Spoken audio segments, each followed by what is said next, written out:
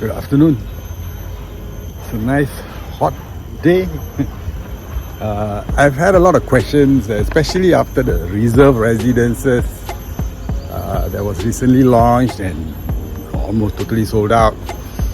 And so many people ask me, why are people buying all these units? Wow, they are so rich, So I thought I'd put together a quick video on just simply why people buy and what does it entail, like how much cash must you put up and what it looks like, so that everybody get an idea of whether it's workable for you or not.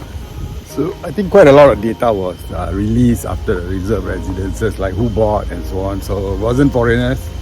There was a few Americans who bought it, but otherwise most people didn't have to pay the heavy ABSD. So, and it was mostly Singaporeans in age group 20 to 30 and 30 to 40. So what's the motivation for these people to buy?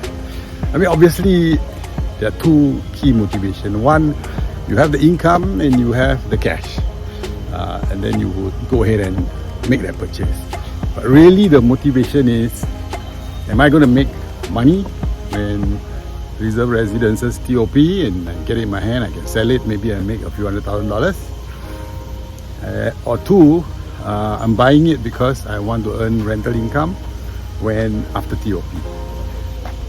There's a third point, which is on the financials, because when you buy a new project, you don't pay your full mortgage straight away. Right? Of course you pay your 25% down, 5% is cash and 20% is CPF or cash. You pay the stamp duty. Otherwise, your loan mortgage payments are going to be progressive. So, I can look forward and say, okay, I'm 30 years old, I have some money in my CPF, I have some cash, I buy this now, I'll pay up slowly. And then when the time comes, I'll decide whether I want to keep it or sell it. So those were the motivations generally. Of course, some people buy for homestay. So let's come to the financials. What does it entail? If you want to buy a $1.5 million new project, how do I do it? So let's say you found the place, right? Just like I said, location, blah blah blah. You want to buy this one, and the estimated price is 1.5 million. Remember, the developer will not tell you the exact price. They'll give you a guide price, and then the exact price will be known when you actually choose your unit, and then they'll give you the price.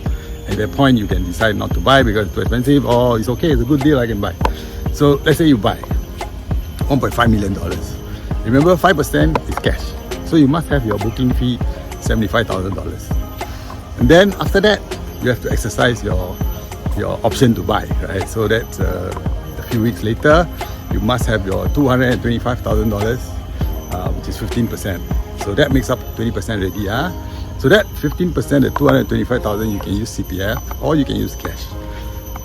Then the foundation will be laid probably in the first year, mostly in the first year, and you have to pay 10%. So 10% is $150,000, of which $75,000 will come from CPF or cash. Now I'm assuming that if you're an investor, you would take your 75% loan. So if you took 75% loan, at the foundation laying 10%, you pay 5% cash or CPF, and then the other 5%, the loan will start to kick in. Which means that when the foundation is laid and the bank is paying up for the house, the first 5%, you have to start paying your mortgage. It's about $300. So that's at the beginning. So you paid for your foundation, you start paying your mortgage already, 300 plus. This is your first year. So at the end of the first year, right, probably your mortgage payments, because there will be step-by-step payment from the bank to the developer at different stages of the bill. So I won't go through the different stages of the bill. If you want, you can always call me and I'll go through with you. But generally, I'll summarize for you. So end of first year, probably your mortgage payment will be about $1,000. Second year, your mortgage payment will go from about $1,500 all the way up to $2,500. Estimate numbers. Third year, will move from $2,500 all the way up to $4,000 plus. 4,200, 4,300. Then remember, TOP happens after third year. When it happens, you still have another year before the CSC is provided. At the end of the year, CSC is when you will pay your full mortgage, which will be about 5,000 plus. So you're looking at about 4 years. Remember, we started the journey, we booked today. There is the seller stamp duty. So you know that for 36 months, if I sell before 36 months, I have to pay seller stamp duty. And beyond 36 months, I don't have to pay seller stamp duty. So you must have holding power for the 36 months. So to summarize, right, you must have a few things. So first you have a name who's going to buy the property. You must have income to support the mortgage if you're taking 75% loan or anything lower than that, right? So you must have the income to support. And you must have the cash. Remember the 25%? So those are the numbers. So if you think you want to do it, just one caveat.